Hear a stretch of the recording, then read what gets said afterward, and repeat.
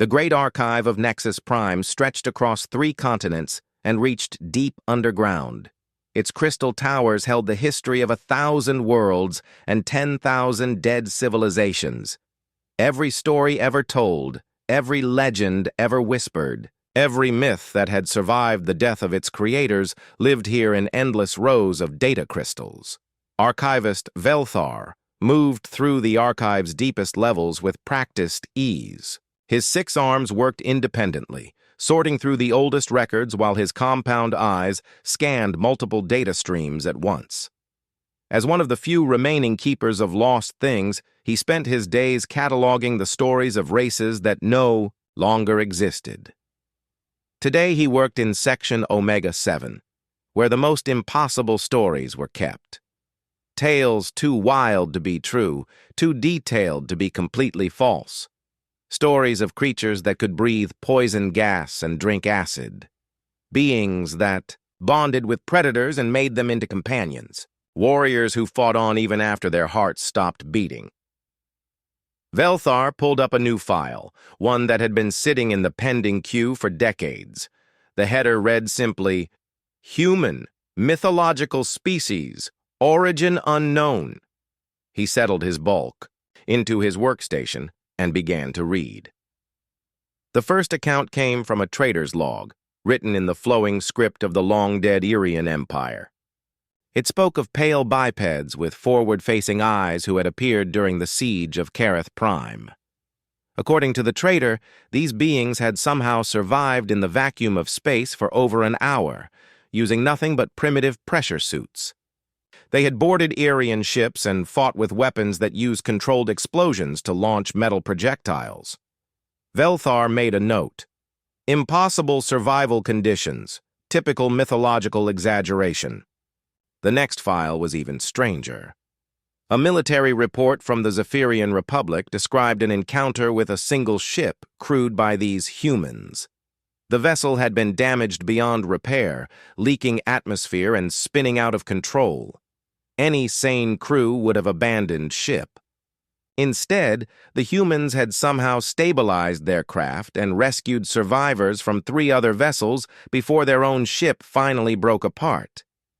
Impossible rescue scenario, Velthar typed. Classic heroic mythology. But the stories kept coming. Hundreds of them, scattered across millennia and dozens of star systems. Each one described the same impossible creatures. Humans who could eat almost anything and survive in environments that would kill most species. Humans who formed emotional bonds not just with their own kind, but with completely alien life forms. Humans who never, ever gave up. One account made. Velthar paused. It came from a medical officer aboard a Corvan prison ship. She wrote about human prisoners who had somehow taken control of the vessel without weapons, without violence, simply by convincing the guards to join them. The humans had then turned the ship around and delivered both prisoners and former guards to neutral space, where they parted as friends. Impossible psychological manipulation, Velthar noted, but his typing was slower now. No species forms, cross-genetic social bonds. The most detailed account came from Dr. Zenthal, a xenobiologist who claimed to have studied a human for several months. According to his notes, the creature was remarkably unremarkable. Average height, average strength, no natural weapons or armor. Its most notable feature was its complete inability to specialize. Where other species had evolved specific adaptations, for their environment, humans seemed designed to be adequate at everything. But then Dr. Zenthal described the human's behavior. It had somehow learned to communicate with every other life form in the research facility. It had comforted a dying Christine by singing to it in frequencies that should have been impossible for its vocal cords to produce. It had solved a mathematical puzzle that had stumped the facility's AI for years, not through superior intelligence, but by approaching the problem from an angle no other species would have considered. The human appears to possess an adaptation for adaptation itself, Dr. Zenthal had written. It cannot excel in any single area, but it can function adequately in all areas. Most remarkably, it seems to treat all other life forms as potential pack members regardless of species compatibility. Velthar leaned back in his chair. The report was detailed, technical, and utterly impossible. No species could be that adaptable. No creature could form emotional bonds across such vast biological differences. It went against everything science understood about evolution and behavior. Yet the stories persisted. They appeared in the mythology of races separated by thousands of light years and millions of years. Always the same basic elements: the impossible survivors, the universal befrienders, the ones who never gave up. The descriptions were too consistent to be coincidence, too widespread to be contamination between cultures. Velthar pulled up the Archives Master Index and ran a search. How many extinct species had left behind stories about humans? The number that appeared made him check his query twice. Over 800 separate civilizations had recorded encounters with these mythical beings. The oldest account dated back 12 million years. The most recent was only 3,000 years old. He opened a new file and began cross-referencing the locations mentioned in the stories. A pattern emerged. The human encounters always happened at the edges of known space, in frontier regions where different species first made contact. They appeared during wars, disasters, and first contact scenarios. They helped, they saved lives, they brought enemies together, and then they vanished back into the unknown. Wherever species meet for the first time, Velthar murmured to himself, wherever civilizations clash and need someone to stand between them, the humans appear. But that was impossible, too. No single species could have been present at so many pivotal moments across such vast stretches of time and space. Unless Velthar's compound eyes widened, unless the humans weren't extinct, unless they were still out there, somewhere beyond the mapped regions of space. Unless they were real. He shook his head. The idea was absurd. If humans existed, they would have made contact with the Galactic Council. They would have claimed territory, established trade routes, built colonies. They wouldn't remain hidden for millions of years, only appearing when other species needed help. Would they? Velthar saved his work and sealed the files. Tomorrow, he would present his findings to the Archive Council. They would laugh, of course. They would point out the logical impossibilities, the scientific contradictions, the sheer absurdity of believing in mythological creatures. But as he walked through the crystal corridors toward his quarters, Velthar found himself hoping he was wrong. In a galaxy full of species that had grown comfortable with their limitations, that had accepted their specialized roles and narrow capabilities, the idea of creatures who could do anything, be anything, help anyone. It was a beautiful dream, even if it was only a myth. Meanwhile, 67 light-years away in an uncharted system, Captain Jawan stood on the bridge of the exploration vessel New Sol and watched her crew prepare for humanity's first jump beyond the solar system. The ship hummed with nervous energy as dozens of specialists ran final checks on systems that had never been tested at such distances. "Jump calculations complete," reported Navigation Officer Minsu. "Target system shows no signs of artificial signals." "Thank you," Jiwan replied. She looked out at the stars that had called to humanity for millennia. Soon they would learn what waited among them. Soon they would discover they were not alone. She had no idea that half the galaxy already knew stories about her species. She had no idea that humans were considered the greatest myth ever told. That was about to change. The council chambers on Nexus Prime buzzed with urgent whispers.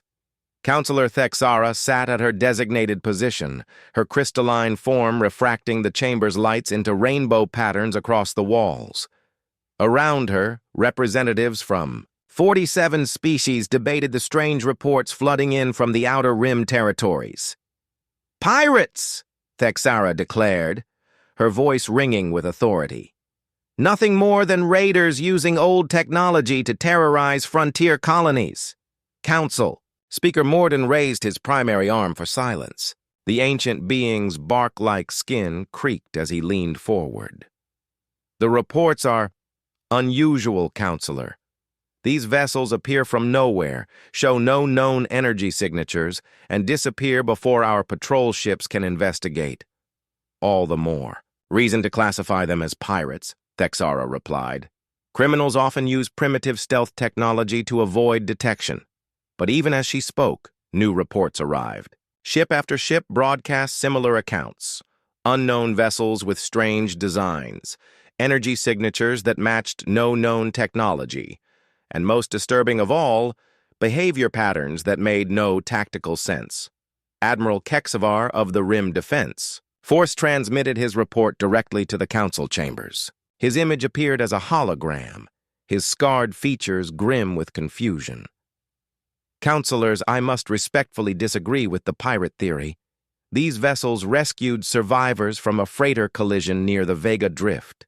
They provided medical aid, shared supplies, and departed without requesting payment or identification. No pirate organization in our records has ever displayed such behavior. Thexara's crystalline surface darkened with skepticism. Perhaps they seek to establish a positive reputation before revealing their true intentions. With respect, Counselor, Admiral Kexvar continued, they had every opportunity to take hostages, steal cargo, or demand ransom. Instead, they repaired damage to our patrol ships and provided coordinates for safe passage through the asteroid field. One of my officers reported that the unknown crew members wore breathing apparatus suitable for oxygen-nitrogen atmospheres, which narrows the potential species significantly. Meanwhile, far from the political debates of Nexus Prime, Dr. Hyunwoo worked frantically in the communications bay of the New Sol. Banks of quantum processors hummed around him as he analyzed the alien transmissions they had intercepted during their first week in interstellar space. "Captain," he called across the bridge, "you need to see this." Ji-Won floated over in the ship's low gravity, her magnetic boots clicking against the deck plates. "What did you find?" Hyunwoo pulled up a series of waveform displays. "I've been running pattern analysis on the alien communications. Look at these frequency clusters." He highlighted several sections of the data. These appear to be language fragments, but more interesting are these repeated phrases that show up across multiple transmission sources. Meaning different alien groups are using the same terminology when they talk about something, and based on the emotional resonance in their vocal patterns, whatever they're discussing makes them nervous. Ji-Won studied the readouts. "Can you translate any of it?" "Some of it. The universal translation protocols are making progress." Hyunwoo brought up a new display showing phonetic breakdowns. "This phrase appears most frequently. My best translation is ghost warriors or spirit fighters. This one might mean the undying ones. And this phrase?" He paused, looking uncertain. "This one seems to translate as those who never abandon." "Ghost warriors?" Ji-Won frowned. "Are they talking about some kind of military unit?" "I don't think so. The linguistic patterns suggest they're referring to a species or race, not an organization. And Captain," Hyunwoo's voice dropped, "some of these descriptions match human behavioral patterns remarkably well." Before Ji-Won could respond, Communications Officer Su-Young's voice echoed across the bridge. "Captain, we're receiving a priority transmission from the forward scouts." The main screen shifted to show Lieutenant Daeho, commander of the scout ship Busan. His face was pale with excitement. "Captain, we've made contact with an alien patrol. They're requesting identification, but they seem afraid of us." "Afraid?" Ji-Won moved closer to the screen. "Explain." "They appeared from nowhere. Standard first contact protocols. But when we responded to their hails, their formations scattered. They're maintaining distance and broadcasting what sounds like warnings. Our translation AI is picking up fragments. Something about myth spawn and the legends made real." Dr. Hyunwoo leaned forward. "Can you get a visual on their ships?" The screen split to show sleek vessels with organic curves, nothing like human engineering. The alien ships maintained their distance, weapons powered but not targeting. "They're Zephyrian," Hyunwoo said after consulting his xenology database. "Peaceful species, known for their caution with first contact situations. But this level of fear," he shook his head, "this isn't normal first contact behavior." Ji-won made a decision. "Dai-ho, maintain peaceful posture. Try to establish communication, find out why they're so nervous." The next few minutes stretched like hours. Finally, Lieutenant Daeho's voice crackled back through the comm system. "Captain, they're willing to talk, but only at maximum communication range. Their commander keeps asking if we're really," and I quote, "the ones from the old stories." Old stories. Ji-won looked at Hyunwoo. "What old stories?" "I don't know, but I'm going to find out." Hyunwoo's fingers flew across his keyboard, pulling up every fragment of alien communication they had recorded. If there are stories about us, they should appear in their cultural databases. Hours passed as the two ships maintained their careful distance. The Zephyrian patrol ship broadcast continuous updates to some central command, while the Busan waited patiently for permission to approach. Finally, Dr. Hyunwoo made a breakthrough. "Captain, I've found something. The Zephyrians have mythological records dating back thousands of years. Stories about creatures that match our physical description and behavioral patterns." "What kind of stories?" Hyunwoo's expression was bewildered. "Legends about beings who appear during disasters, creatures who can survive in any environment, who form bonds with any species, who never retreat from a fight. They call them," he checked his translation again, "the Eternal Guardians." "Guardians of what?" "According to these myths, guardians of anyone who needs help. The stories describe them as appearing whenever species are in danger, providing aid, without asking for anything in return, then vanishing back into the unknown." Ji-won stared at the alien ship on their view screen. "They think we're mythological creatures." It gets stranger. According to Zephyrian folklore, the last confirmed sighting of these eternal guardians was over 3,000 years ago. They're considered extinct by most galactic civilizations. But we're not extinct. We're just new to the neighborhood. Dr. Hyunwoo nodded slowly. "Which means either these myths are about some other species that happens to act exactly like humans, or humanity has been traveling through space for thousands of years longer than we thought." The implications hung in the air between them. If the myths were true, if humans had somehow been present at critical moments throughout galactic history, then Earth's isolation might not have been as complete as they believed. Communications Officer Su-young interrupted their thoughts. "Captain, the Zephyrian commander is requesting a direct conversation with you. He says he needs to verify something from the old texts." Ji-won straightened her uniform. "Put him through." The main screen shifted to show a being with iridescent scales and large dark eyes. When he spoke, his voice carried a mixture of fear and wonder. "I am Commander Yul-ten of the Zephyrian Republic. Are you truly the Eternal Guardians from the ancient stories? Are you the ones who saved the colony ships at Kepler's Edge? The ones who held the line at the Battle of Two Suns?" Ji-won looked at Dr. Hyunwoo, who could only shrug. "Commander Yulten, I am Captain Ji-won of the human vessel New Sol. We are explorers from the Sol system, and this is our first journey beyond our home star. We have no knowledge of the events you describe." The Zephyrian's eyes widened. "Sol system, that name appears in the oldest texts, the mythical homeland of the Guardians." He paused, studying her face through the communication link. "If you are truly from Sol, then the prophecies speak of a great awakening. The Guardians return when the galaxy faces its darkest hour." "What prophecies?"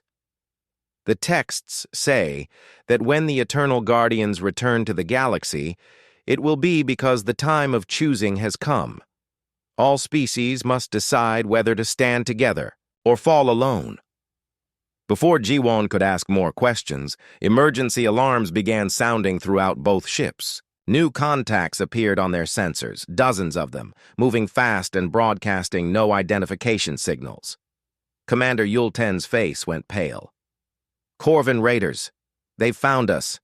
And in that moment, humanity faced their first choice in galactic politics: reveal themselves to fight beside strangers or remain hidden while innocents died. The agricultural world of Sanctuary hung in space like a green jewel. Its 3 continents were covered in vast farming complexes that fed 17 different star systems. Vertical farms stretched toward the sky while underground growing chambers produced food that could sustain any known alien biology. For 200 years, Sanctuary had been the breadbasket of the Outer Rim territories. Minji walked through the morning mist between the growing towers, checking the nutrient levels in the hydroponic systems. She had been born on Sanctuary, as had her parents and grandparents. Her family had helped transform this world from a barren rock into a paradise of green growing things. The work was hard but satisfying. Each day brought new challenges as they adapted their growing techniques to feed the dozens of different species that relied on Sanctuary's exports. Minji had learned to cultivate plants that produced proteins safe for silicon-based life forms, vegetables that provided proper nutrition for energy beings, and fruits that could sustain creatures who breathed methane instead of oxygen. It was peaceful work. Sanctuary had no military, no weapons, no defenses beyond the goodwill of the species they fed. Who would attack the galaxy's garden? Minji found her answer when the sky began to burn. The first sign was a flash of light near the edge of the atmosphere, then another. Within minutes, the peaceful blue sky was streaked with the contrails of descending ships. But these were not the gentle cargo vessels that usually visited Sanctuary. These ships were angular, predatory, painted in the black and red colors that meant only one thing: Corvin Empire. Minji dropped her tools and ran toward the communication center. Around her, other farmers were doing the same. The Corvins were known throughout the galaxy as slavers and conquerors. They took what they wanted and destroyed the rest. The communication center was chaos. Dozens of voices spoke at once as reports came in from around the planet. The Corvan fleet was massive. Over 200 ships of various sizes, from small fighters to massive dreadnoughts. They had appeared from hyperspace simultaneously, surrounding Sanctuary in a perfect sphere of destruction. "Why are they here?" someone shouted. "We have no weapons, no strategic value." The answer came from the primary communication screen. A Corvan commander appeared, his reptilian features twisted into what might have been a smile. When he spoke, his voice was cold and mechanical. "Citizens of Sanctuary, you are now property of the Corvan Empire. Your world will be stripped of all useful resources. Your population will be processed for slave labor. Resistance will result in immediate termination. You have 1 standard hour to prepare for planetary occupation." The transmission ended, leaving the communication center in stunned silence. Minji felt her legs give out. She had heard stories about Corvan occupations. They were not interested in keeping populations alive unless they were useful. Farmers might be valuable as slaves, but the elderly, the sick, the very young, they would be eliminated as unnecessary. "Burdens! We have to evacuate," she said, surprised by the steadiness of her own voice. "Get everyone to the transport ships." But even as she spoke, she knew it was hopeless. Sanctuary had perhaps 50 civilian transports, enough to evacuate maybe 10,000 people. The planet's population was over 2 million, and the Corvan fleet would never let evacuation ships escape. The next hour passed like a nightmare. Evacuation. Sirens wailed across the planet while families made impossible decisions. Parents put children on transport ships, knowing they would never see them again. Young people gave up their seats to elders, sacrificing their futures for a few more years of life for those they loved. Minji found herself assigned to the emergency broadcast station. If they were going to die, at least they could tell the galaxy what had happened. Maybe other worlds would learn from Sanctuary's fate. Maybe someone would remember that peaceful farmers had lived and died here. She activated the long-range communication array and began broadcasting on all known frequencies. Her message was simple and desperate. This is Sanctuary Agricultural World. We are under attack by Corvan Empire forces. Population 2.3 million. No military defenses. We are farmers, not soldiers. If anyone can hear this message, please remember us. Please remember that we tried to feed the galaxy. Please remember that we were not warriors, but we were still people who deserved to live. The message repeated automatically while Minji watched the sky burn. Corvan dropships were landing now, disgorging soldiers who moved with mechanical precision. The first growing towers were already in flames. She was about to shut down the communication array when something impossible happened. The long-range sensors detected new ships entering the system, not Corvan ships. These vessels had energy signatures unlike anything in the known databases. 3 ships, small compared to the Corvan dreadnoughts, but moving with purpose and speed. They broadcast no identification signals, made no demands, sent no warnings. They simply began to accelerate toward the Corvan fleet. Who are they? Minji whispered to herself. What kind of fools attack a fleet of 200 ships with only 3 vessels? The answer came as the unknown ships opened fire. Their weapons were unlike anything Minji had ever seen. Instead of energy beams or plasma bolts, they fired solid projectiles that moved at incredible speeds. The projectiles punched through Corvan shields as if they were made of paper, striking the hull beneath with devastating effect. But more shocking than their weapons was their tactics. The 3 ships moved like they were connected by invisible strings, coordinating their attacks with impossible precision. They targeted specific systems on the Corvan vessels: engines, weapons, communication arrays. They were not trying to destroy the enemy fleet. They were trying to disable it. The Corvan response was swift and overwhelming. Hundreds of weapons fired at the 3 unknown ships. Space around them filled with energy beams, plasma bolts, and guided missiles. Any normal vessel would have been vaporized in seconds, but these ships danced through the barrage like they were performing some deadly ballet. They rolled, dove, and twisted through patterns of fire that should have been impossible to survive. When they were hit, their strange armor seemed to absorb the damage and keep functioning. Minji watched in amazement as one of the unknown ships actually rammed a Corvan cruiser. Instead of destroying both vessels, the unknown ship somehow carved through the cruiser's hull, emerged from the other side, and continued fighting. She could see small objects separating from the unknown ship and moving toward the damaged cruiser. They're boarding, she realized. They're actually boarding Corvan ships. The battle continued for 20 minutes, but the outcome was never in doubt. The 3 unknown ships moved through the Corvan fleet like sharks through a school of fish. They disabled ship after ship, always targeting systems rather than crew areas. When Corvan vessels tried to retreat, the unknown ships let them go. When they tried to surrender, the unknown ships actually protected them from other Corvan vessels that continued fighting. Finally, the surviving Corvan ships began withdrawing from the system. They left behind 17 disabled vessels and thousands of their own people floating in escape pods. Any normal victor would have let the defeated enemy die in space. The unknown ships began rescuing Corvan survivors. Minji stared at her communication screen in disbelief. The sensors showed small craft moving between the disabled ships, pulling survivors from wrecked vessels, providing medical aid to the wounded, and treating Corvan prisoners with the same care they would show their own people. One of the unknown ships moved into orbit around Sanctuary. Minji's communication array chimed with an incoming transmission. She accepted the call and found herself looking at a face that was almost familiar. The being on the screen was clearly alien, but something about its features seemed right. Like looking at a distant cousin she had never met. "This is Captain Jaiwan of the human vessel New Soul," the being said. "Are there any injured on your world? We have medical supplies and personnel if you need assistance." "Human?" Minji whispered.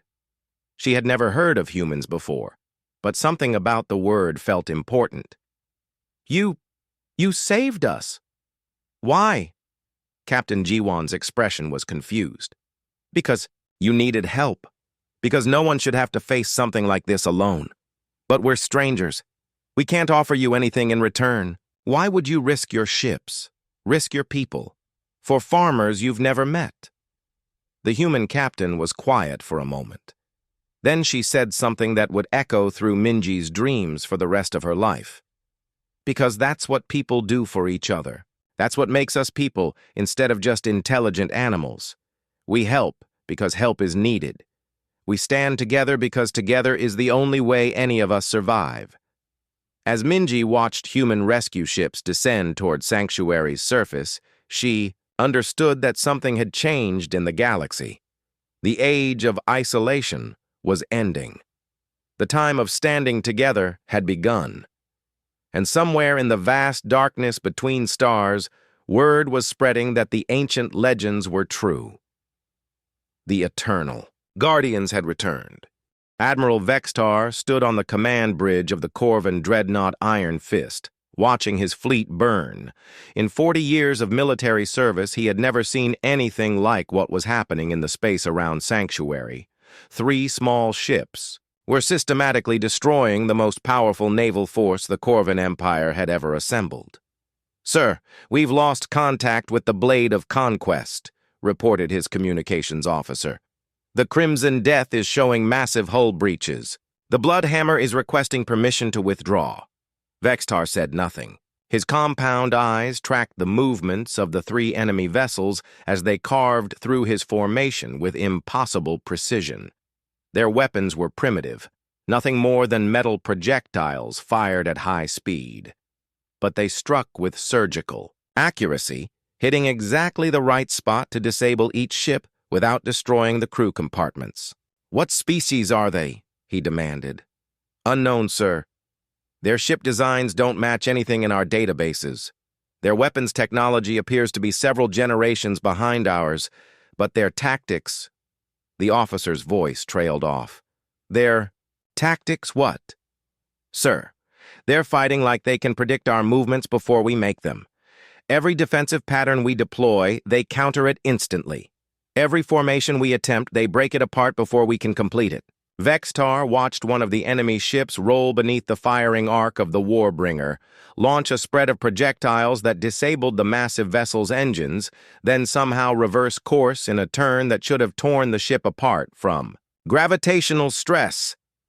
It was as if the laws of physics bent around these creatures. "Sir!" The tactical officer's voice cracked with panic. "The lead enemy vessel is on a collision course with our position." Vextar looked at the main display. One of the 3 ships was indeed accelerating directly toward the Iron Fist. Its hull showed damage from dozens of hits, but it continued to function. Most disturbing of all, it was not firing its weapons. "All batteries, concentrate fire on that vessel," Vextar ordered. "Destroy it before impact." Every weapon on the Iron Fist opened fire simultaneously. Energy beams and plasma bolts filled the space between the 2 ships. The enemy vessel disappeared behind a wall of destructive force that could have vaporized. A small moon. When the weapons fire cleared, the enemy ship was still there, still accelerating, still refusing to shoot back. "Impossible," Vextar whispered. "No ship can survive that much firepower." But as the vessel grew larger on the main screen, he could see the damage. Its hull was scorched and twisted. Atmosphere vented from dozens of breaches. Parts of its superstructure had been completely blown away. By all rights, it should have been a lifeless hulk drifting through space. Instead, it adjusted course slightly and rammed the Iron Fist just forward of the main engine section. The impact should have destroyed both ships. Instead, the enemy vessel somehow carved through the Iron Fist's armor like it was made of soft metal. Vextar felt the deck shudder as the alien ship passed completely through his vessel and emerged from the other side. "Damage report!" he shouted over the emergency alarms. "Hull breach on deck 7 through 12, his damage control officer reported. "But sir, they avoided all critical systems. Life support is intact, engines are functional, weapons are online. It's like they deliberately chose the one path through our ship that would cause the least damage." Before Vextar could respond, his tactical officer made an announcement that changed everything. "Sir, we have boarders." The words hit Vextar like a physical blow. The enemy had not only survived ramming his ship, they had somehow left soldiers behind during the collision. But that was impossible. No species could survive the forces involved in such an impact. "Where are they?" Vextar demanded. "Deck 9, Section C. They're moving toward the prisoner holding area." Vextar's blood went cold. The prisoner holding area contained over 300 captured colonists from various worlds the Empire had conquered. They were valuable as slave labor, but more importantly, they were perfect hostages. "Security teams to Deck 9, he ordered. "Stop those boarders at all costs." But even as he gave the command, he knew it was too late. The enemy had chosen their boarding point with the same surgical precision they showed in ship-to-ship combat. They were already where they wanted to be. The security reports that followed painted a picture that Vextar's military mind refused to accept. The enemy boarders were not using energy weapons or advanced armor. They carried projectile weapons, similar to what their ships used, and they wore what appeared to be primitive pressure suits. By all tactical analysis, they should have been easily defeated by Corvan soldiers in powered armor. Instead, they moved through the ship like ghosts. They appeared where the Corvan forces were weakest, struck with devastating precision, then vanished before reinforcements could arrive. They never killed unless they had no choice, instead using weapons that stunned or disabled their opponents. Most disturbing of all, they seemed to know the ship's layout better than the crew who had. "Served on it for years, how is this possible?" Vextar demanded as another security team reported being outflanked by enemies who had somehow appeared behind them. His answer came from an unexpected source. Dr. Meltar, the ship's chief medical officer, appeared on the communication screen. Her usual calm demeanor was replaced by obvious confusion. "Admiral, you need to see this. The enemy soldiers. They're treating our wounded." "What?" The boarders reached the prisoner holding area as expected, but instead of freeing the prisoners and leaving, they're providing medical aid to injured Corvan soldiers. They have supplies that can treat species they've never encountered before. They're using their own medical equipment to save the lives of soldiers who were trying to kill them minutes ago. Vextar stared at the screen. "That makes no tactical sense." "Sir, I don't think they're operating under normal tactical principles. One of them spoke to me in perfect Corvan. He said they were sorry for the damage to our ship, but they couldn't let innocent people suffer while we fought. Then he gave me medical supplies and asked if any of our crew needed immediate attention."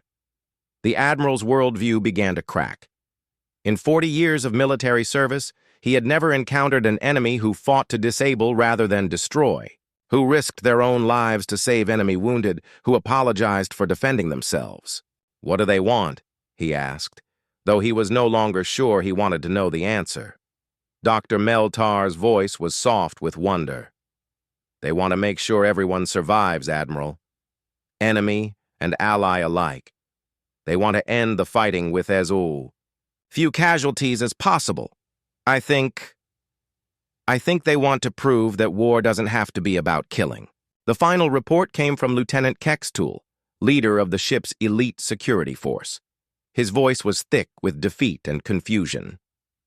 "Sir, the enemy has secured the prisoner holding area and established a medical station in Cargo Bay 7. They're treating wounded from both sides. They've also repaired the hull breaches their ship caused during boarding. Our life support is actually functioning better now than it was before the battle." Vextar sank into his command chair. Nothing in his training had prepared him for this. How did you fight an enemy who healed your wounds while defeating you? How did you maintain military discipline when the enemy showed more concern for your soldiers than you did? "Sir," his communications officer said quietly, "we're receiving a transmission from the enemy fleet." "Put it through." The main screen shifted to show a face that was disturbingly familiar. The being looked almost Corvan, but softer somehow. Its features suggested intelligence and compassion rather than predatory cunning. "I am Captain G1 of the human vessel New Soul," the creature said. "Admiral Vextar, your fleet is disabled, but your crews are alive. We're prepared to provide medical assistance and emergency supplies to any vessel that needs them. We ask only that you cease your attack on the civilian population of Sanctuary." "Human," Vextar repeated the unfamiliar word. "I have never heard of your species. We're new to this part of the galaxy. We didn't come here to fight you, Admiral. We came because innocent people were in danger. You destroyed my fleet for the sake of strangers?" Captain Jiwan's expression grew sad. "We didn't destroy your fleet, Admiral. We disabled it. Your ships can be repaired, your crews will recover. The people of Sanctuary cannot be brought back from the dead." Vextar looked around his bridge at the faces of his officers. For the first time in his career, he saw doubt in their eyes. Not doubt about their loyalty to the Empire, but doubt about what the Empire represented. "What happens now?" he asked. "Now you make a choice," Captain Jiwan replied. "You can continue this attack and force us to disable more of your ships, or you can withdraw and let the people of Sanctuary live in peace. Either way, we'll continue to provide medical aid to your wounded and emergency repairs to your damaged vessels. And if I choose to withdraw? Then you return to your territory, and we return to ours. Today's battle becomes a misunderstanding between peoples who don't know each other well enough." Vexatar stared at the screen for a long moment. Then he made a decision that would haunt and inspire him for the rest of his life. "All ships, prepare for hyperspace jump. We're withdrawing from the Sanctuary system." The emergency session of the Galactic Council had been called within hours of receiving the first reports from the Sanctuary system. Council Speaker Morden stood at the center of the Great Chamber, his ancient bark-like skin creaking as he turned to address the assembled representatives. "Fellow councilors, we face an unprecedented situation. The species we believe to be mythological has revealed itself to be very real. The humans have announced their presence to the galaxy in the most dramatic way possible." Around the circular chamber, representatives from 47 different species sat in stunned silence.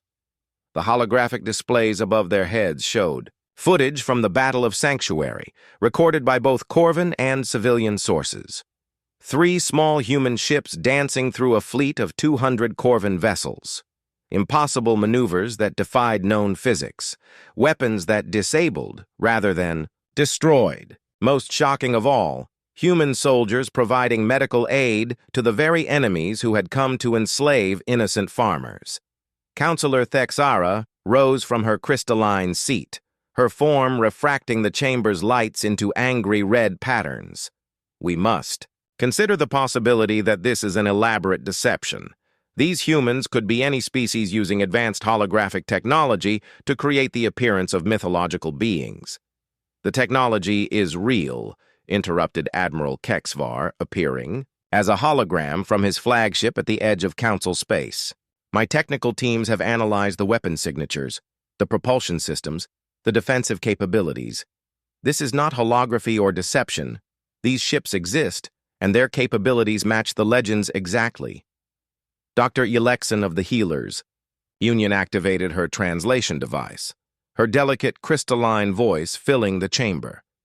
"The medical techniques they demonstrated are equally remarkable. They treated injuries in species they had never encountered before, using equipment perfectly adapted to alien biology. This suggests either incredible preparation or intuitive understanding of life processes." Councillor Thexara's color shifted to deeper red. "Or it suggests they have been observing us for much longer than they claim. These beings could be advanced scouts for an invasion force." "With respect, Councillor, Dr. Wileksan replied. Invasion forces do not typically provide medical aid to their enemies or repair damage to enemy vessels. The humans' behavior is consistent with the ancient stories, not with military conquest. The sea debate might have continued for hours, but it was interrupted by an urgent message from the Council's communication center. A technician's voice echoed through the chamber. Council speaker, we are receiving a direct transmission addressed to the Galactic Council. The source identifies itself as Captain G1 of the human exploration vessel New Soul. A hush fell over the chamber. Morden's compound eyes widened as he processed the implications. They wish to address the Council directly? Yes, sir. The transmission includes coordinates for a meeting location in neutral space.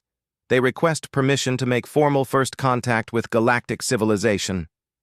Counselor Thexara stood again, her crystalline form now pulsing with agitation. This could be a trap. We know nothing about their true capabilities or intentions. But Dr. Wileksan was already activating her voting console. I move that we accept their request for formal contact. The Healers Union recognizes the humans as a legitimate species deserving of diplomatic consideration. Seconded, came a voice from the Traders Coalition section. The Zephyrian Republic supports formal contact protocols. One by one, other species added their support. The peaceful races, those who had survived through cooperation rather than conquest, voted to meet with the humans. The military powers, those who had built their civilizations on strength and control, voted against contact. Council Speaker Morden watched the voting displays with growing concern. The Council was splitting along philosophical lines, with species choosing sides based on their fundamental beliefs about how civilizations should interact with each other. When the vote was complete, the result was closer than anyone had expected. 24 species in favor of contact, 23 opposed. The motion carries by a single vote, Mordoon announced. The Galactic Council will meet with the human representatives in neutral space. Meanwhile, aboard the New Soul, Captain G1 sat in her ready room, staring at reports from across the galaxy. Dr. Hyanwu had been monitoring alien communications since the Battle of Sanctuary, and the results were both encouraging and terrifying. Half the galaxy thinks we're heroes, Hyanwu reported, bringing up displays of alien news broadcasts.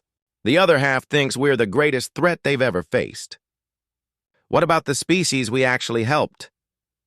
They're telling stories about us that make us sound like gods.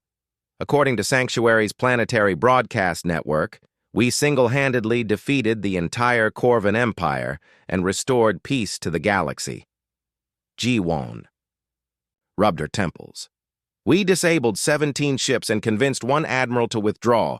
We didn't defeat an empire. Try telling that to the civilians we saved, or to the dozen other species that have sent us messages begging for protection from various threats. Yunwu pulled up a new display showing incoming transmissions. We're receiving over 300 requests for assistance every hour. From across the galaxy? From across multiple galaxies. Word is spreading through trading networks, diplomatic channels, even military communications. Everyone wants to know about the species that fights like the ancient legends. Before Ji-won could respond, Communications Officer Su-young's voice echoed through the ship. Captain, we're receiving the official response from the Galactic Council. They've agreed to meet with us. Ji-won felt a mixture of relief and apprehension. Where and when? Neutral Space Station Harmony's Rest in 3 days. They're sending a diplomatic escort to guide us to the meeting point. 3 days later, Captain Ji-won stood in the observation deck of Harmony's Rest, looking out at the most diverse collection of starships she had ever seen. Vessels from dozens of different species floated in perfect formation around the ancient space station. Some ships were organic, grown rather than built. Others were geometric constructions of metal and crystal. A few seemed to be made of pure energy contained within force fields. Impressive, isn't it? The voice belonged to Station Commander Pelthar, a being whose species Ji-won had not yet identified. His skin seemed to shift between different textures, and his multiple eyes moved independently of each other. It's beautiful, Jiwan replied honestly. All these different types of life, all working together. Working together is perhaps too optimistic a description, Pelthar said with what might have been a smile. The council members are in heated debate about whether to welcome you or declare you a threat to galactic security. What do you think? The Bao station commander studied her with several of his eyes, while the others continued watching the ships outside. I think anyone who asks that question instead of demanding my loyalty is probably not a threat to galactic security. An hour later, Jiwan stood before the assembled Galactic Council. The chamber was even more impressive than she had imagined, with representatives from species so different that some required specialized environmental suits just to attend the meeting. Council Speaker Morden called the session to order with a deep, resonant tone that seemed to come from within his bark-like chest. Captain Jiwan of the human species, you have requested formal recognition by this council. Please state your intentions and qualifications for membership in galactic civilization. Jiwan had prepared for this moment during the 3-day journey to Harmony's Rest, but standing before beings from across the galaxy made her rehearsed speech seem inadequate. Instead, she spoke from her heart. Honorable counselors, we come not seeking power or territory, but understanding. We are explorers who left our home system to learn about the universe and our place in it. We discovered that we are not alone, and that many of you have stories about beings like us. She paused, looking around the chamber at faces that ranged. From crystalline beauty to mechanical precision to organic forms she could barely comprehend. We don't know if those stories are about our ancestors or about coincidental similarities between species. What we do know is that when we encountered people in danger, we acted according to our nature. We helped because help was needed. We showed mercy because mercy defines who we are. Counselor Thexara's crystalline form pulsed with red light. Your nature, as you call it, enabled 3 small ships to defeat a fleet of 200 vessels. How do we know you won't use that same capability against peaceful species? Because we've already made that choice, Jiwan replied. We could have destroyed the Corvan fleet completely. We could have taken their ships, their technology, their territory. Instead, we chose to disable their vessels and heal their wounded. We chose to show that conflict doesn't have to end in death. Dr. Ilexan activated her translation device. The humans' medical techniques saved over 400 Corvan lives during the battle. Their engineers actually improved the life support systems on damaged Corvan vessels. This is not the behavior of a conquering species. It could be a strategy, Thexara insisted. Win trust through false mercy, then strike when defenses are lowered. Jiwan looked directly at the crystalline counselor. Counselor Thexara, what would convince you that our intentions are peaceful? The council chambers had never been so divided. For 18 hours, representatives from 47 species had debated the question of human recognition with an intensity that threatened to tear the Galactic Council apart. Council Speaker Morden watched as centuries of careful diplomacy crumbled before his compound eyes. On one side of the chamber, the Alliance of Peace had formed around Dr. Ilexan of the Healers Union. 24 species that had built their civilizations on cooperation. Trade and mutual aid stood together in support of human recognition. They spoke of ancient legends fulfilled, of heroes returned to guide the galaxy through dark times. On the other side, the Coalition of Strength had rallied behind Counselor Thexara. 23 species that had achieved dominance through military might and territorial expansion viewed the humans as an existential threat to the established order. They spoke of unknown capabilities, hidden agendas, and the danger of trusting beings who could appear from nowhere and defeat established military powers. The humans represent everything our ancestors warned us about, declared Counselor Grixmore of the Hegemony. His metallic form gleamed under the chamber's lights as he spoke. An unknown species with advanced technology and the ability to inspire loyalty in other races. They are the mythical conquerors made real. Dr. Ilexen's crystalline voice cut through the tension. Counselor Grixmore speaks of conquerors, but the humans have conquered nothing. They saved lives, including the lives of their enemies. They asked for nothing in return except the chance to prevent needless death. Words, Thexara interjected, her form pulsing with agitated red light.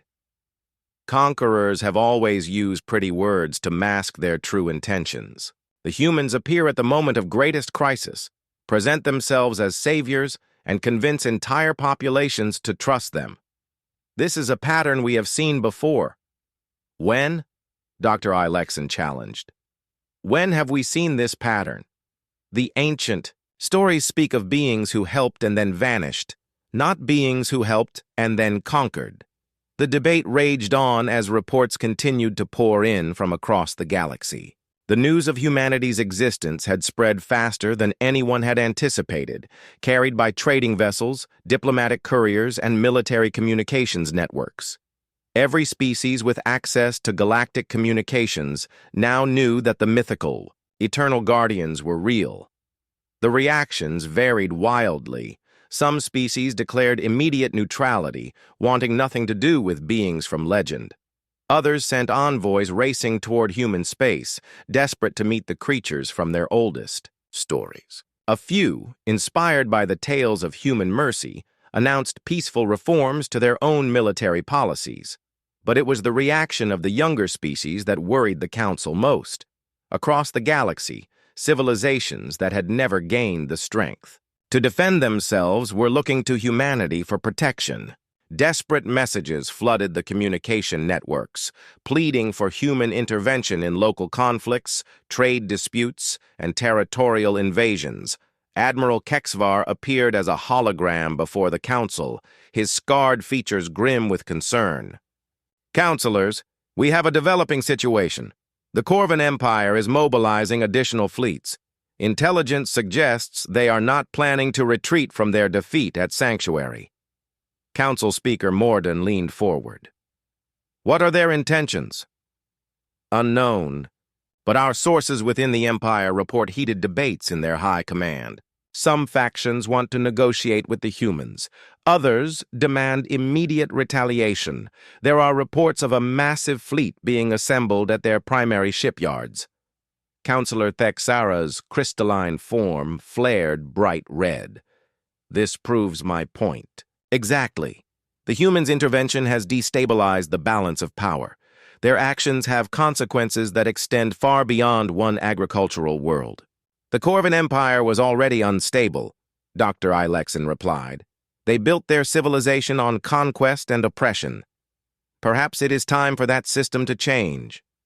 And if change means galactic war? If every oppressed population looks to the humans for liberation? If every military power sees them as a threat to be eliminated? The question hung in the air like a toxic cloud. Around the chamber, counselors who had served together for decades looked at each other with suspicion and fear. The careful balance that had maintained galactic peace for centuries was cracking under the weight of humanity's arrival. It was then that a new voice entered the debate. Station Commander Pelthar appeared on the communication screens, his multiple eyes moving with obvious agitation. Counselors, Captain Jiwan has requested permission to address the Council again. She says she has information that may be relevant to your deliberations. Morden looked around the chamber. Half the Council members were exhausted from 18 hours of debate. The other half were too angry to think clearly. Perhaps a new perspective would help. Send her in. Captain Jiwan entered the chamber with the same calm dignity she had shown the day before, but her expression was more serious. She carried a data pad and moved with the purposeful stride of someone bearing important news. Counselors, I have just received a communication from Admiral Vexitar of the Corvan Empire. With your permission, I would like to share its contents. Thexara's color shifted to suspicious orange. The Corvan Admiral who attacked Sanctuary? What could he possibly have to say that would be relevant to our deliberations? He wants to arrange a meeting, Jiwan replied simply. Admiral Vextar has requested permission to travel to neutral space for direct negotiations with both human and council representatives. The chamber erupted in shocked murmurs. Dr. Yilexan was the first to speak coherently. A Corvan admiral requesting negotiations? This is unprecedented. The Empire has never sought diplomatic solutions to conflicts. There's more, Jiwan continued. According to Admiral Vextar, there is significant dissent within the Corvan High Command. The Battle of Sanctuary has split their leadership between those who want to escalate the conflict and those who want to understand what happened. Councillor Grixamor's metallic form rattled with agitation. This could be a deception. Corvan military doctrine includes the use of false negotiations to position forces for surprise attacks. It could be, Jiwan agreed. But Admiral Vextar has offered to meet on this station, under council protection, with minimal escort. He's also offered to provide intelligence about Corvan military movements as a gesture of good faith. Council Speaker Morden studied the human captain carefully. What is your assessment of his sincerity? Jiwan was quiet for a moment, choosing her words carefully. Admiral Vexatar is a soldier who has spent his entire life following orders without question. But at Sanctuary, he saw something that challenged everything he believed about strength, victory, and honor. I think he's genuinely trying to understand what happened and what it means for his people. And if you're wrong, Thexara demanded, if this is a trap that results in the destruction of this station and everyone on it, then we face the consequences of trusting someone who asked for our trust, Jiwan replied. But if we refuse to take that risk, we guarantee that nothing will ever change. Wars will continue, people will keep dying, and the galaxy will remain divided between those who have power and those who suffer under it. Dr. Ilexan activated her translation device. Captain Jiwan speaks wisdom. The Healers Union supports, allowing Admiral Vex's Tar to address the council. As does the Zephyrian Republic, added another voice. The Traitors Coalition agrees. One by one, the members of the Alliance of Peace voted to allow the Corvan Admiral to speak. But the Coalition of Strength remained opposed, led by Thexara's increasingly agitated protests. This is madness, she declared. We are inviting our enemies into our most secure facility based on the word of beings we met 2 days ago. Council. Speaker Mordun called for formal voting. The result was predictable. 24 species in favor, 23 opposed. The same split that had paralyzed the Council's decision about human recognition. But then something unexpected happened. Councillor Vexpan of the Neutral Worlds, a species that had remained silent throughout the debates, rose to speak. Honorable colleagues, I have watched this council tear itself apart over the question of the humans. We debate their intentions, their capabilities, their impact on galactic stability, but we have forgotten the most important question. The chamber fell silent. The Neutral Worlds had not spoken in council sessions for over 50 years. What question is that? Mordun asked. What kind of galaxy do we want to live in? Vexpan's voice was soft but carried clearly through the chamber's acoustics. Do we want a galaxy where strength determines right? Where the powerful prey on the weak? Where species live in isolation for fear of their neighbors? Or do we want a galaxy where different peoples can stand together, where help is offered to those who need it, where mercy is shown even to enemies? The counselor gestured toward Captain Jiwan. The humans have shown us a different way, not through grand speeches or political treaties, but through their actions. They saw people in danger and chose to help. They faced enemies and chose mercy over vengeance. They encountered a galaxy that believed them to be myths and chose to prove that some myths are worth making real. Councillor Vexpan looked around. The chamber, meeting the eyes of representatives from species across the political spectrum. The War Council of the Corvan Empire had never been so divided. In the Great Hall beneath the capital city of Corvanth Prime, military leaders who had conquered half the galaxy sat in bitter argument. The massive holographic display at the center of the room showed the Sol System, humanity's home, surrounded by tactical data and fleet positions. General Morketh slammed his armored fist against the conference table, his scarred features twisted with rage. Admiral Vexatar's defeat at Sanctuary was a humiliation that cannot be allowed to stand. These humans have made the Empire look weak before the entire galaxy. Weak? Admiral Vexatar's voice carried across the chamber from his position at the far end of the table. General, I witnessed capabilities that make our finest weapons look like children's toys. The humans disabled 17 warships without destroying a single one. They treated our wounded with more care than we show our own soldiers. Propaganda, General Morketh spat. Advanced technology designed to make us hesitate, to make us doubt our strength. But I have seen the tactical reports. 3 ships, General. 3 small vessels defeated our finest fleet. This means either our military is incompetent, or these humans represent a threat that must be eliminated immediately. The debate had raged for hours, splitting the Corvan High Command into 2 factions. The traditionalists, led by General Morketh, demanded immediate retaliation. They had assembled the largest war fleet in Corvan history, over 800 ships drawn from every corner of the Empire.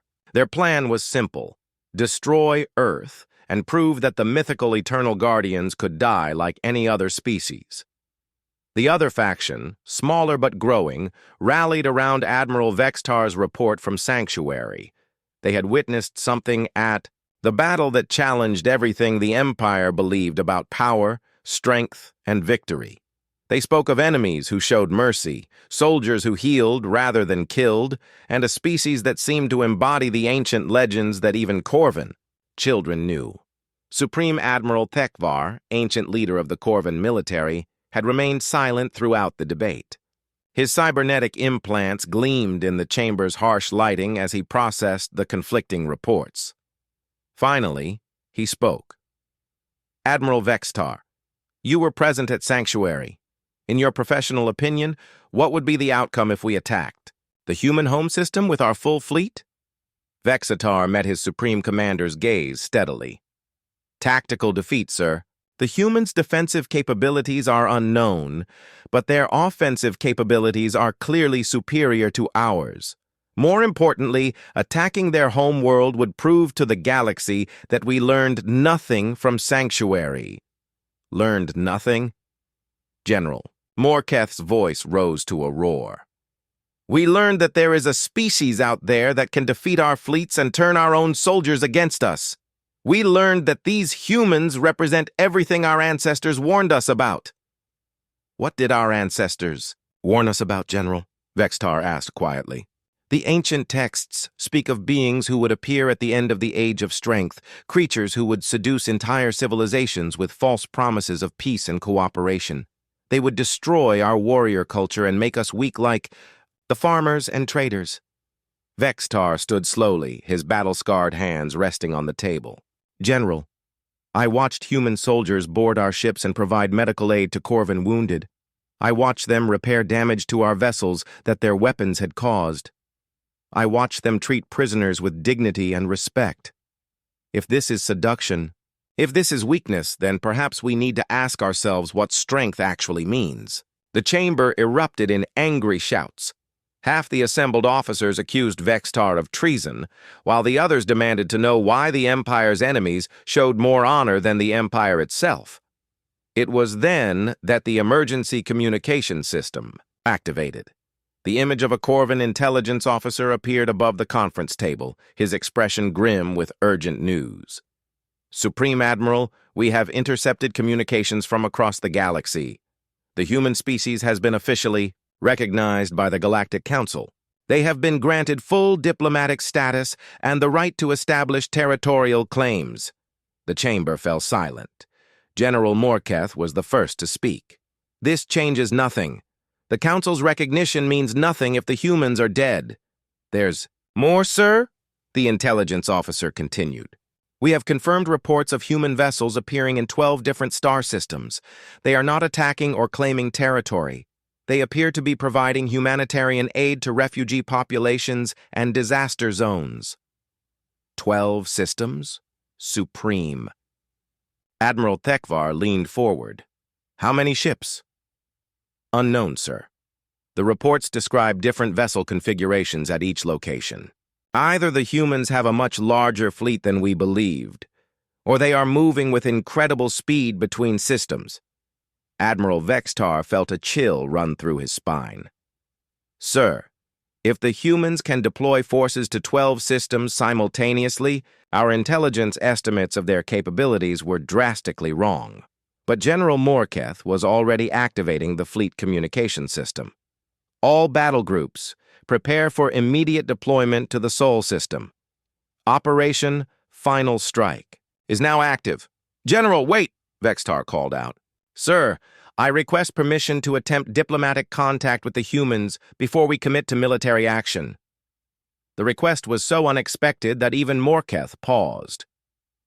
Diplomatic contact? Admiral, we are warriors, not politicians. We are also not fools, Vextar replied. The humans defeated our fleet at Sanctuary, but they allowed the survivors to escape. They treated our wounded, repaired our ships, and offered safe passage home. This is not normal enemy behavior. Perhaps we should try to understand their intentions before we assume they are hostile. Supreme Admiral Thekvar studied his subordinate carefully. You wish to negotiate with beings who humiliated the Corvan Empire? I wish to understand beings who could have destroyed the Corvan Empire but chose not to, Vextar replied. Sir, what if the ancient texts were wrong? What if the Eternal Guardians were never our enemies? The question hung in the air like an unexploded weapon. Around the table, officers who had spent their lives following the warrior code struggled with concepts that challenged everything they believed. Finally, Supreme Admiral Thekvar made his decision. Admiral Vextar, you will take a small diplomatic vessel to the neutral station where the humans are meeting with the Galactic Council. You will attempt to arrange negotiations. General Morketh, you will hold the attack fleet in reserve, but ready for immediate deployment. Sir, Morketh protested, this gives the humans time to prepare their defenses. General, if Admiral Vextar is correct about their capabilities, our attack fleet is already at a disadvantage. If he is wrong, a few days' delay will not change the outcome. The Supreme Admiral's cybernetic implants flickered as he processed tactical data. But there is another consideration. The galaxy is watching us. How we respond to this situation will determine whether the Corvan Empire is remembered as a force for order or as a dying relic of a more brutal age. Meanwhile, in the Sol system, Fleet Admiral Seokjin stood in the command center of Luna Base, watching the tactical displays with growing concern. Long-range sensors had detected massive fleet movements throughout Corvan space. Intelligence reports suggested the Empire was mobilizing for the largest military operation in its history. Admiral, his aide reported, we're receiving priority. Communications from Captain Jaiwan at Harmony's Rest. The Galactic Council has agreed to meet with Corvan representatives, but our intelligence sources suggest this may be a delaying tactic. Seokjin studied the defensive positions around Earth. Humanity's space fleet was impressive by the standards of a single-planet civilization, but laughably small compared to the forces the Corvan Empire could deploy. 3 exploration vessels, 12 patrol ships, and the orbital defense platforms around Earth and Mars, against an empire that controlled hundreds of star systems. What's the status of the civilian evacuation? He asked. Colonies on Mars and Europa are moving underground. The asteroid mining stations have been evacuated to the outer system. But, sir, the aide hesitated. Earth's population is 18 billion people. Even if we had enough ships, there's nowhere to evacuate them to. Seokjin nodded grimly. Humanity's first contact with galactic civilization might also be their last. Unless Captain Jiwan could somehow negotiate a peaceful solution, Earth would face the same fate as Sanctuary, except this time there would be no mysterious rescuers appearing from the void. "Admiral," the communications officer called out, "we're receiving a transmission from Corvin Space. It's addressed directly to you, sir." The main screen activated to show Admiral Vextar's scarred features. When he spoke, his voice carried an emotion that Seokjin had not expected from a Corvin military officer: respect. "Fleet Admiral Seokjin, I am Admiral Vextar of the Corvin Empire. We met briefly at Sanctuary, though under different circumstances. I am traveling to neutral space to meet with your Captain Jiwon and the Galactic Council. I wanted to inform you personally that there are elements within the Empire that seek peaceful resolution to our current situation." Seokjin leaned forward. "And the other elements?" "The other elements have assembled the largest attack fleet in Corvin history and are preparing to reduce your home world to ash." Vexatar's expression was grim. The Battle of Seoul began at dawn on Earth, though in the vacuum of space, dawn was merely an arbitrary point marked by the planet's rotation. Fleet Admiral Seokjin watched from Luna Base as 800 Corvin warships materialized at the edge of the solar system, their massive forms blotting out the stars. The diplomatic mission had failed. Admiral Vexistar had tried desperately to convince the Corvin High Command that humanity represented hope rather than threat, but General Morketh's faction had prevailed. The humans would be eliminated as an example to any other species that dared challenge the Empire's authority. "Admiral," his communications officer reported, "we're receiving surrender demands from the Corvin Fleet Commander." "Let me hear them." General Morketh's scarred features appeared on the main screen, his voice carrying the cold certainty of overwhelming power. "Fleet Admiral Seokjin, you are outnumbered 800 to 15. Your defensive positions are insignificant compared to our firepower. Surrender immediately and your deaths will be swift." Seokjin looked around the command center at the faces of men and women who had volunteered to defend their home world against impossible odds. Not one of them showed fear.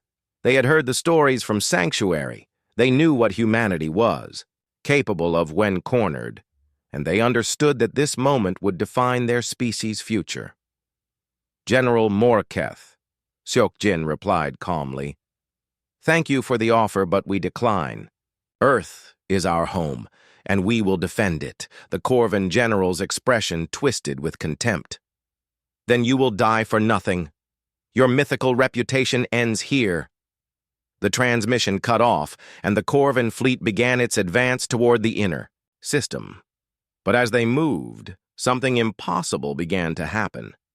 Ships appeared from nowhere, dozens of them, bearing the energy signatures of species from across the galaxy. Dr. Ilexon's medical vessel, the Healing Light, dropped out of hyperspace near Mars. The Zephyrian exploration ship, Peaceful Journey, materialized close to Jupiter. Trading vessels from the Coalition of Merchants, scientific ships from the Academic Union, even some military escorts from species that had chosen neutrality in galactic conflicts. "Admiral," the communications officer called out, "we're receiving transmissions from 43 different vessels. They're requesting permission to join our defensive formation." Seokjin stared at the tactical display in amazement. "They came to help us?" "Sir, the Zephyrian captain says they couldn't let the Eternal Guardians fight alone, the Healers Union. Representative says they have a duty to preserve life wherever they find it. The traders say—" He paused, checking his translation. "The traders say that anyone who fights like the humans did at Sanctuary deserves to have friends in their darkest hour." But even with their unexpected allies, the human coalition was still vastly outnumbered. 43 ships against 800. It would be a glorious last stand, but a last stand nonetheless. That changed when Admiral Vextar's voice echoed across the communication networks. "All Corvin vessels, this is Admiral Vextar aboard the diplomatic vessel Truth Seeker. I am ordering all ships under my command to withdraw from this system immediately." General Morketh's response was swift and furious. "Admiral Vexatar, you are relieved of command for treason. All vessels are to ignore his orders and continue the attack. But something strange happened. Nearly 200 Corvan ships began reducing their acceleration toward Earth. These were vessels commanded by officers who had served under Vexitar, who had heard his reports from Sanctuary, who had begun to question whether the Empire's way was the only way. The Corvan fleet split in half, with the traditionalists continuing their attack while the reformers held position at the system's edge. The impossible had happened. A civil war had erupted within the Corvan Empire in the middle of their assault on humanity. General Morketh's remaining ships, still numbering over 600, pressed their attack with renewed fury. The general broadcast his rage across all frequencies. "You see what these humans have done to us? They have turned Corvan against Corvan with their false promises of peace. This is why they must be destroyed." The battle was joined in the space between Mars and Earth. Human ships, despite their small numbers, fought with the tactical brilliance that had made them legendary. They struck fast and hard, targeting specific systems rather than trying to destroy entire vessels. Their alien allies, inspired by human courage, found reserves of bravery they had never known they possessed. But courage and skill could only accomplish so much against overwhelming numbers. One by one, the human ships took damage. The merchant vessel New Busan lost her engines. The patrol ship Daegu was hulled by plasma fire. The exploration vessel Ulsan fought on with half her systems destroyed. It was then that Captain Ji-won's voice echoed across the communication networks. The new Soul, racing back from the failed diplomatic mission, had arrived at the edge of the battle. "All ships, this is Captain Ji-won. We're not fighting this battle to win. We're fighting it to prove who we are. Let the galaxy see what it means. To never give up. To never abandon those who need protection. To never stop caring about others even when they're trying to kill us." The words seemed to transform the battle. Human ships that should have been destroyed continued fighting from escape pods. Crews that should have evacuated stayed at their posts to provide covering fire for their allies. Most remarkably, when Corvan vessels were disabled, human rescue teams risked their own lives to pull enemy survivors from burning wrecks. The galaxy watched in amazement as the myths proved themselves true. The humans fought not like conquerors seeking victory, but like guardians protecting everything they held dear. They showed mercy to enemies who showed them none. They shared their medical supplies with beings who had come to destroy them. They proved that the ancient legends were not just stories, but blueprints for how intelligent species could choose to live. The tide of battle turned when something unprecedented happened. Corvan crews on the disabled ships began refusing orders to self-destruct rather than accept human rescue. Soldiers who had been saved by human medics began questioning why they were fighting people who showed them more compassion than their own commanders. General Morketh, watching his fleet dissolve around him, made a final desperate decision. He ordered his flagship directly toward Earth, intending to crash into the planet and take billions of innocent lives with him. It was Admiral Vexitar who stopped him. The Truth Seeker, racing across the battlefield, intercepted the general's ship just short of Earth's atmosphere. The two vessels collided in a brilliant explosion that lit up the sky, but the planet below remained safe. In the aftermath of the explosion, the surviving Corvan ships found themselves surrounded not by victorious enemies, but by rescue vessels offering medical aid and safe passage home. The humans had won not through superior firepower, but through superior humanity. The formal end of the battle came when Supreme Admiral Thekvar appeared on the communication networks from Corvan space. His ancient features were grim with the weight of hard decisions. "All Corvan vessels, this is Supreme Admiral Thekvar. I am ordering an immediate ceasefire and withdrawal from human space." General Morketh exceeded his authority, and his actions do not represent the will of the Corvan people. He paused, looking directly into the camera. To the humans of Earth, and to Captain Ji-won specifically, the Corvan Empire requests formal negotiations for a permanent peace treaty. We have learned from this battle that there are different kinds of strength and that the greatest victories are those that do not require the destruction of one's enemies. 6 months later, Captain Jiwon stood in the same council chambers where humanity had first sought recognition from galactic civilization. But now the chamber had been expanded, with new seats for the human delegation and for the reformed Corvan Republic, which had emerged from the civil war that followed the Battle of Seoul at Council. Speaker Mordun called the session to order with a voice that carried hope instead of uncertainty. Fellow beings, we gather today to formally establish the Galactic Alliance of Free Peoples, a new organization dedicated to cooperation, mutual aid, and the protection of all sapient life. The vote was unanimous. Every species present, from the Ancient Healers Union to the newly reformed Corvan Republic, agreed to the charter that would guide their interactions for generations to come. Dr. Elexon spoke for the Alliance. The age of conquest is ending. The age of cooperation begins today. And we have the humans to thank for showing us that myths can become reality when people choose to make them real. As Jiwon looked around the chamber at faces from dozens of different worlds, she reflected on how far they had all come. Humanity had entered the galaxy as explorers seeking knowledge. They had become legends by choosing to be exactly who they were, a species that helped because help was needed, that showed mercy because mercy defined them, and that never gave up on the belief that different peoples could stand together. Father, ancient stories had spoken of eternal guardians who would appear when the galaxy faced its darkest hour. They had been right, but not in the way anyone expected. The Guardians were not mythical beings with supernatural powers. They were ordinary, people who chose to do extraordinary things because it was the right thing to do. The age of myths was over.